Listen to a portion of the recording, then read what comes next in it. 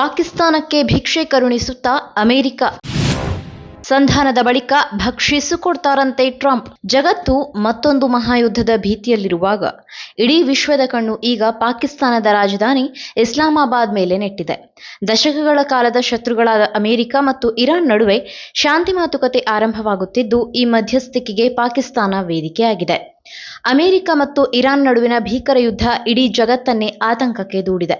ಪರಸ್ಪರರ ಮೇಲೆ ಕ್ಷಿಪಣಿಗಳ ಮಳೆ ಸುರಿಸುತ್ತಿರುವ ಈ ಎರಡು ಬದ್ಧ ವೈರಿಗಳ ನಡುವೆ ಸದ್ಯಕ್ಕೆ ಒಂದು ತಾತ್ಕಾಲಿಕ ಕದನ ವಿರಾಮ ಘೋಷಿಸಲಾಗಿದೆ. ಯುದ್ಧವನ್ನ ಯಾವುದೇ ಕ್ಷಣದಲ್ಲಾದರೂ ಮತ್ತಷ್ಟು ತೀವ್ರಗೊಳಿಸಬಲ್ಲೆ ಎಂದು ಗುಡುಗುತ್ತಿದ್ದ ಅಮೆರಿಕ ಅಧ್ಯಕ್ಷ ಟ್ರಂಪ್ ಇದೀಗ ಅಚ್ಚರಿಯ ರೀತಿಯಲ್ಲಿ ಇರಾನ್ ಜೊತೆಗಿನ ಕದನ ವಿರಾಮವನ್ನ ವಿಸ್ತರಿಸಿದ್ದಾರೆ.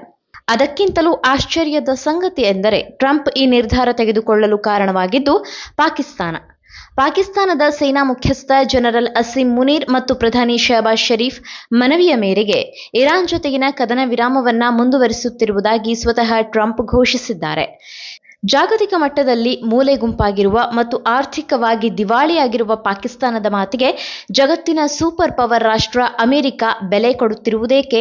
ಈ ಒಪ್ಪಂದದ ಹಿಂದೆ ಪಾಕಿಸ್ತಾನಕ್ಕಿರುವ ಲಾಭಗಳೇನು ಅನ್ನುವುದೇ ಸದ್ಯದ ವಿಷಯ.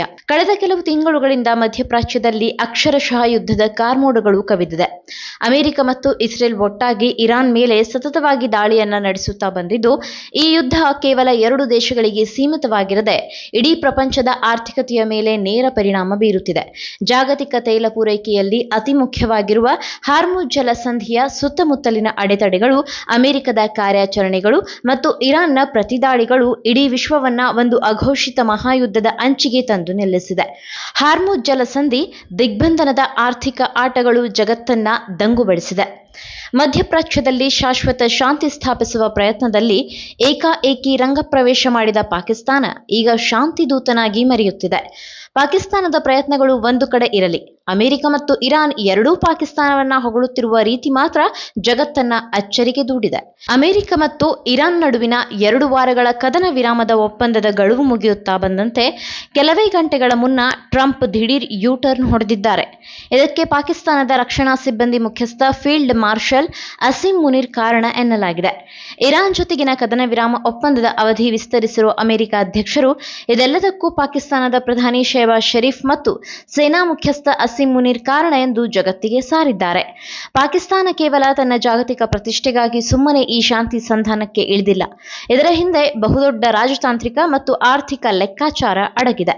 ಮೊದಲನೆಯದಾಗಿ, ಆರ್ಥಿಕ ಬಿಕ್ಕಟ್ಟಿನಿಂದ ಪಾರಾಗುವುದೇ ಪಾಕಿಸ್ತಾನದ ತಂತ್ರ. ಪಾಕಿಸ್ತಾನದ ಆರ್ಥಿಕತೆ ಸಂಪೂರ್ಣವಾಗಿ ಪಾತಾಳಕ್ಕೆ ಕುಸಿದಿದೆ. ಹಣದುಬ್ಬರ ಗಗನಕ್ಕೇರಿದೆ. ಇಂತಹ ಸಮಯದಲ್ಲಿ ಅಮೆರಿಕ ಮತ್ತು ಇರಾನ್ ನಡುವೆ ಯಶಸ್ವಿಯಾಗಿ ಸಂಧಾನ ನಡೆಸಿದ್ರೆ ಅಮೆರಿಕದಿಂದ ದೊಡ್ಡ ಮಟ್ಟದ ಆರ್ಥಿಕ ಪ್ಯಾಕೇಜ್ ಅಥವಾ ಬೇಲ್ಔಟ್ ಸಿಗಬಹುದು ಎಂಬುದು ಪಾಕಿಸ್ತಾನದ ಪ್ರಬಲ ನಿರೀಕ್ಷೆಯಾಗಿದೆ. ಎರಡನೆಯದಾಗಿ, ಅಮೆರಿಕ ಇರಾನ್ ನಡುವೆ ಶಾಂತಿ ಸ್ಥಾಪಿಸುವ ಮೂಲಕ ದೇಶಕ್ಕೆ ವಿದೇಶಿ ಹೂಡಿಕೆಯನ್ನ ಆಕರ್ಷಿಸುವುದು ಪ್ರಧಾನಿ ಶಹಬಾಜ್ ಶರೀಫ್ ಯೋಜನೆ. ಅಂತಾರಾಷ್ಟ್ರೀಯ ಮಟ್ಟದಲ್ಲಿ ಪಾಕಿಸ್ತಾನದ ಇಮೇಜ್ ಸುಧಾರಿಸಿ ವಿದೇಶಿಗರನ್ನ ಸೆಳೆಯಲು ಸರ್ಕಾರ ಮುಂದಾಗಿದೆ. ಅಲ್ಲದೆ ಪಾಕಿಸ್ತಾನದಲ್ಲಿರುವ ನೈಸರ್ಗಿಕ ಸಂಪನ್ಮೂಲಗಳನ್ನ ಅಮೆರಿಕಕ್ಕೆ ಮಾರಾಟ ಮಾಡಿ ಅದರಿಂದ ಹಣ ಗಳಿಸುವ ಇರಾದೆ ಶರೀಫ್ ಗ್ಯಾಂಗ್ನದ್ದು. ಡೊನಾಲ್ಡ್ ಟ್ರಂಪ್ ಕುಟುಂಬ ಪಾಕಿಸ್ತಾನದಲ್ಲಿ ಭಾರಿ ಪ್ರಮಾಣದ ಹೂಡಿಕೆ ಮಾಡಿದ್ದು, ಬಿಟ್ಕಾಯಿನ್ ವ್ಯಾಪಾರವು ಜೋರಾಗಿದೆ ಎಂಬುದನ್ನು ನಾವು ಮರೆಯಬಾರದು. ಮೂರನೆಯದಾಗಿ, ಪ್ರಾದೇಶಿಕ ಭದ್ರತೆ. ಇರಾನ್ ಮತ್ತು ಅಮೆರಿಕ ನಡುವಿನ ಯುದ್ಧ ತೀವ್ರಗೊಂಡರೆ ಅದರ ನೇರ ಪರಿಣಾಮ ಪಾಕಿಸ್ತಾನದ ಮೇಲೂ ಆಗುತ್ತೆ.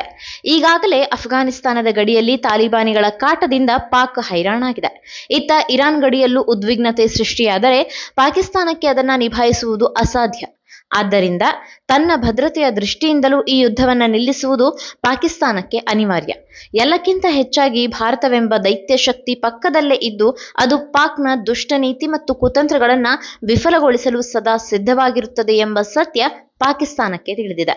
ಅಮೆರಿಕ ಮತ್ತು ಇರಾನ್ ನಡುವಿನ ಬಿಕ್ಕಟ್ಟನ್ನ ಬಂಡವಾಳ ಮಾಡಿಕೊಂಡು ಜಾಗತಿಕ ವೇದಿಕೆಯಲ್ಲಿ ಹೀರೋ ಆಗಲು ಹೊರಟಿದ್ದ ಪಾಕಿಸ್ತಾನಕ್ಕೆ ಅರ್ಧ ಯಶಸ್ಸು ಮಾತ್ರ ಸಿಕ್ಕಿದೆ. ಟ್ರಂಪ್ ಹೇಳಿಕೆಯಿಂದ ಪಾಕಿಸ್ತಾನದ ನಾಯಕರಿಗೆ ತಾತ್ಕಾಲಿಕ ಖುಷಿ ಸಿಕ್ಕಿರಬಹುದು. ಆದರೆ ಇರಾನ್ ಮೊಂಡುತನ ತೋರುತ್ತಿರುವುದರಿಂದ ಇಸ್ಲಾಮಾಬಾದ್ ಮಾತುಕತೆ ನಡೆಯುವುದು ಅನುಮಾನವಾಗಿದೆ. ಒಂದು ವೇಳೆ ಈ ಶಾಂತಿ ಪ್ರಯತ್ನ ವಿಫಲವಾದರೆ ಕದನ ವಿರಾಮ ಮುರಿದುಬಿದ್ದು ಮಧ್ಯಪ್ರಾಚ್ಯದಲ್ಲಿ ಮತ್ತೊಂದು ಭೀಕರ ಯುದ್ಧ ಶುರುವಾಗುವುದು ನಿಶ್ಚಿತ.